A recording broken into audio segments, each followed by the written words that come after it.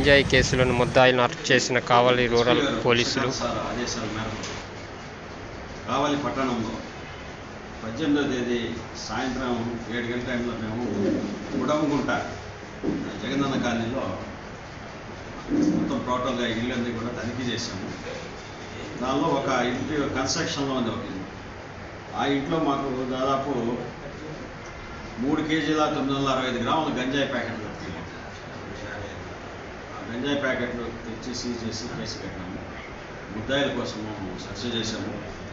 ముద్దాయిల కోసం సెర్చ్ చేసినప్పుడు 20వ తేదీ వాళ్ళు సాయంత్రం 5:30 గంటకి గుడంగుంట అవుట్స్కట్స్ నుంచి బెంగళూరు వెళ్ళేందుకు రెడీ అయిపోతున్నారు ముద్దాయిలు, 3 ముద్దాయిలు.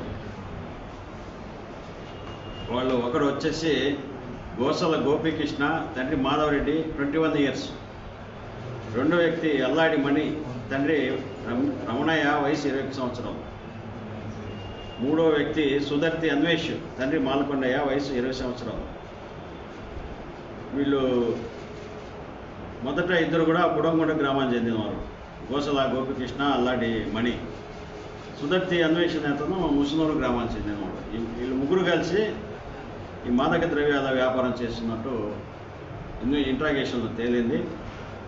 వీళ్ళు పాడేరు ఏజెన్సీ ప్రాంతంకి వెళ్ళి అక్కడ గంజాయి పెద్ద ప్యాకెట్స్ కొని తెచ్చుకొని ఇక్కడ చిన్న చిన్న ప్యాకెట్స్గా చేసి అమ్మి వచ్చిన ఆదాయంలో జల్సాలు చేస్తూ చిన్న వయసులో జల్సాలు చేస్తున్నట్టు మాకు ఈ ఇన్వెస్టిగేషన్లో తేలింది.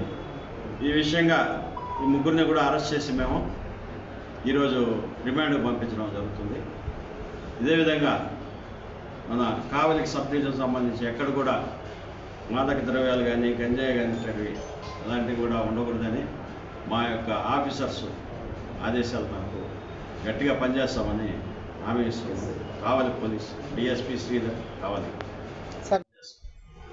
కాలేజెస్లో అవేర్నెస్ ప్రోగ్రామ్స్ పెట్టి దీని గురించి ఆ ట్రాఫిక్ సంబంధించి ట్రాఫిక్ రూల్స్ గురించి వీటన్నిటి కూడా ట్రాఫిక్ సంబంధించి అవేర్నెస్ ప్రోగ్రామ్స్ పెట్టాలని నిర్ణయించుకున్నాం.